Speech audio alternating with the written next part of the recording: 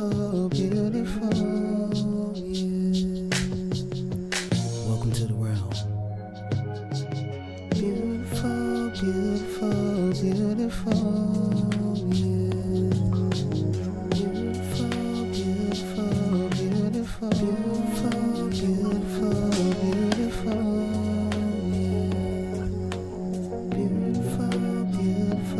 beautiful, beautiful.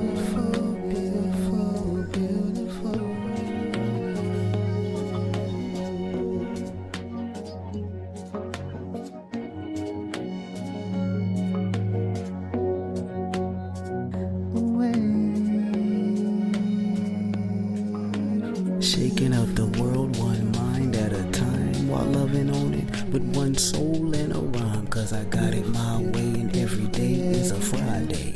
So we can't get fired in this piece. Why?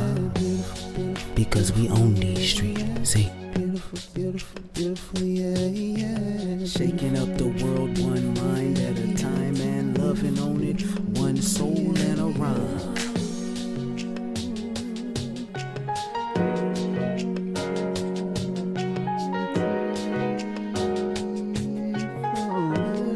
Cause I got it my way and every day is just like a Friday, baby. So we can't get fired in this piece. Welcome to the realm. Because we own these. Now let's get it.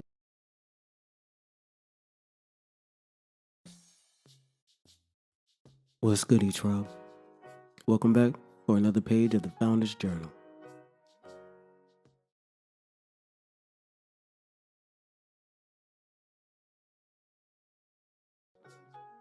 We've been talking about relationships through the lens of life vetting.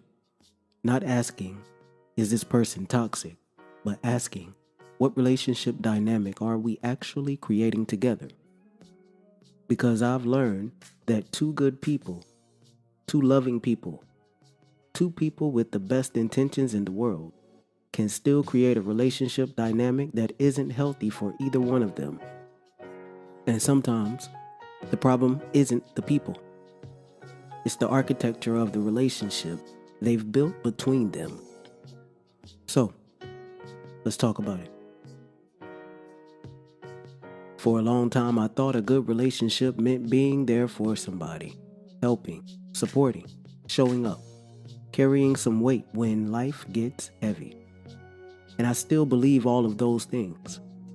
But life vetting has forced me to ask a harder question. At what point does support become substitution? At what point am I no longer helping someone carry their life, and instead becoming responsible for carrying it? And on the other side, at what point have I stopped asking someone to support me and started expecting them to become the foundation underneath me? That's where I've started noticing three different relationship dynamics.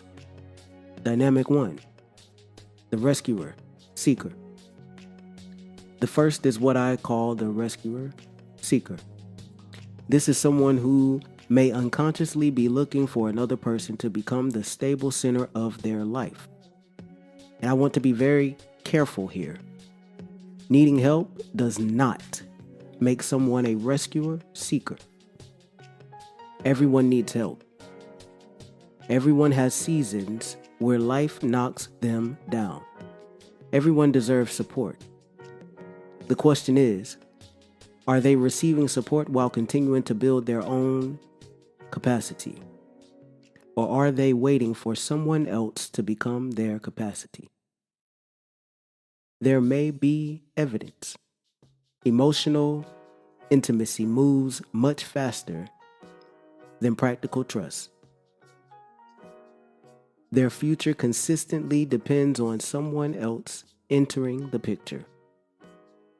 They talk often about being stuck, but rarely about the actions they're taking to become unstuck. They admire capability, but aren't consistently developing their own. Again, that doesn't make them a bad person. Life vetting isn't asking us to determine their dignity. We're vetting the dynamic. And the question becomes, are they building a life or waiting for another person to build one with or for them? Dynamic 2, the rescuer. Then there's the other side, the rescuer. And this one can be difficult to recognize because rescuing can look a whole lot like love.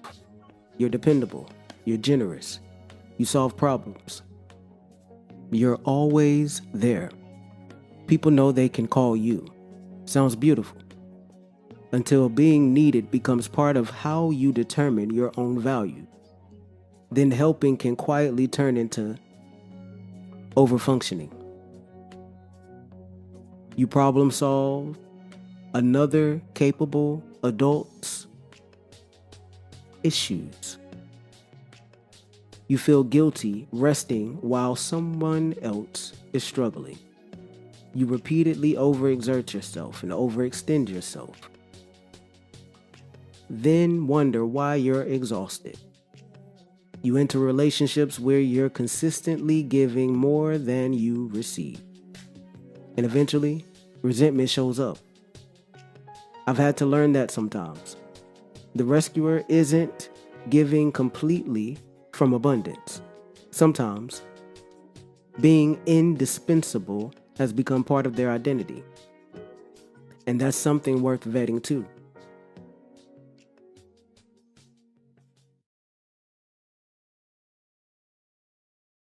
Then there's the third dynamic, mutual dependency. What happens when these two dynamics meet? One person needs to be rescued, the other needs to rescue. And initially, it can feel incredibly intimate. One person feels finally someone who will take care of me. The other feels finally someone who truly needs me. Both people receive something emotionally powerful from the arrangement, but eventually, the relationship can become the very thing preventing both people from growing. One person's dependency reinforces the other's rescuing. The rescuing reinforces the dependency. And now, the dynamic itself has become the relationship. It's mutual dependency. I've been on both sides. And here's why I can talk about this without judging anybody. I've lived in different versions of these dynamics myself. I've needed rescue, I've rescued, I've participated in codependency. I've experienced hyper-independency. And I'm learning what partnership looks like. So this isn't me standing on the other side pointing backward at somebody else. I've inhabited the territory. And I'm grateful for what those versions of me taught me. But loving who I used to be doesn't mean I have to keep recreating that environment. And that's growth.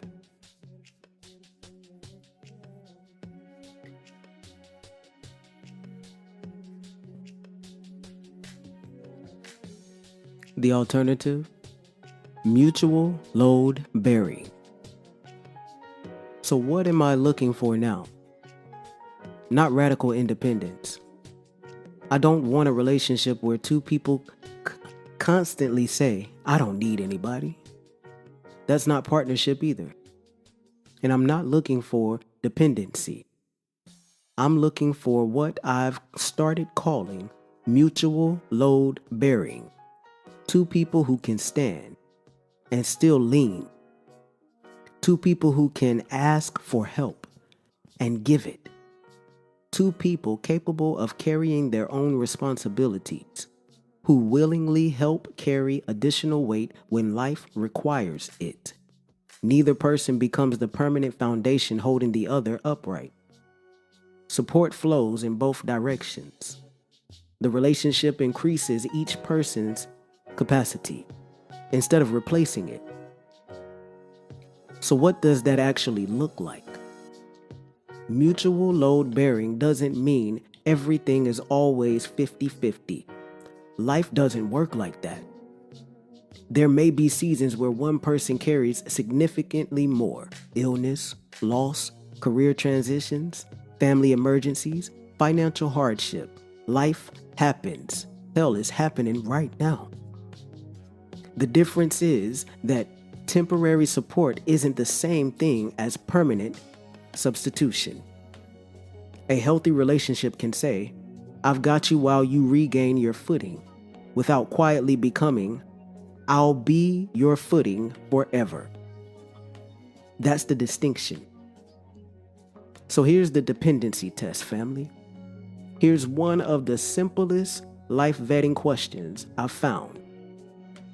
Ask yourself, if I disappeared tomorrow, would this person still be moving toward their life they say they want? Not perfectly, not without grief, not without difficulty, but would they still possess an engine of their own? If the answer appears to be yes, you're probably building. If the answer consistently appears to be no, pay attention. They may be depending on someone else to become the engine of their life. But don't stop there. Turn that question around. If they disappeared tomorrow, would I still be moving toward the life I'm building? Because life vetting isn't just something we use to study everyone else. The evidence includes us. Am I unconsciously looking for someone to save me? Am I unconsciously looking for someone who needs saving? Am I choosing partnership or recreating a familiar role? Those questions matter. Practical vetting. And you don't have to interrogate someone to learn this. Watch, listen, have conversations, ask about purpose. What are you building in your life right now? Ask about responsibility. When something isn't going well, what's usually your next move? Ask about growth. What's something you've changed your mind about over the last few years? Ask about support. When life gets overwhelming, what helps you through it? Ask about conflict. Tell me about a disagreement that ended well. Then listen, not for perfect answers, for patterns, ownership, reflection, action, repair, growth. Stewardship leaves evidence. So does the absence of it. One of the clearest principles I've taken from this is, don't become someone's replacement for stewardship.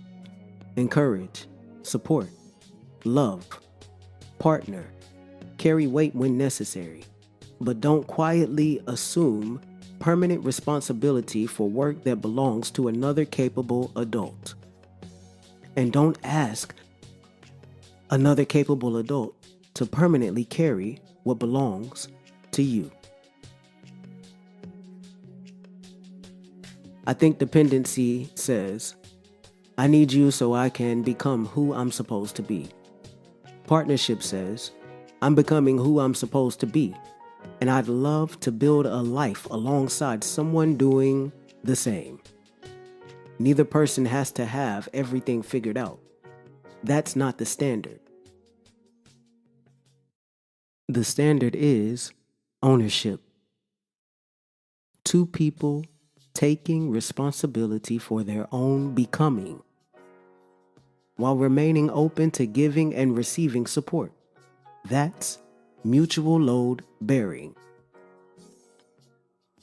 Take a relationship in your life.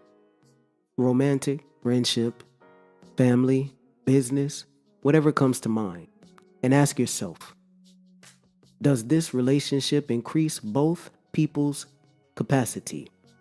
Or has one person slowly become responsible for the others?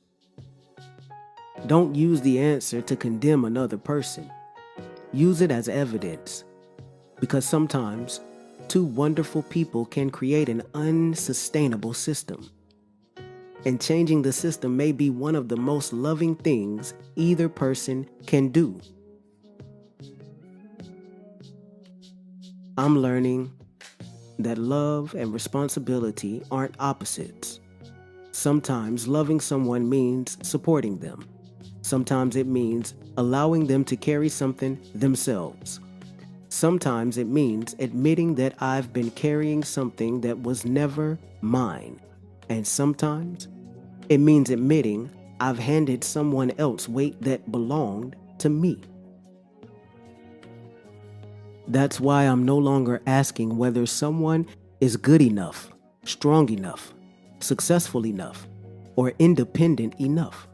I'm asking, can we bring our individual stewardship into a shared life? Can we build something where neither person disappears beneath the weight of the other? Can we become stronger together without requiring either person to become smaller? That's the kind of partnership I'm interested in building. Not dependency, not hyper-independence, mutual load bearing. Two people standing on their own foundations, choosing to help carry something greater together. Now, if this resonates with you, then I'd love to hear your thoughts down below. Until the next page, keep building, keep learning, and ask better questions. All love.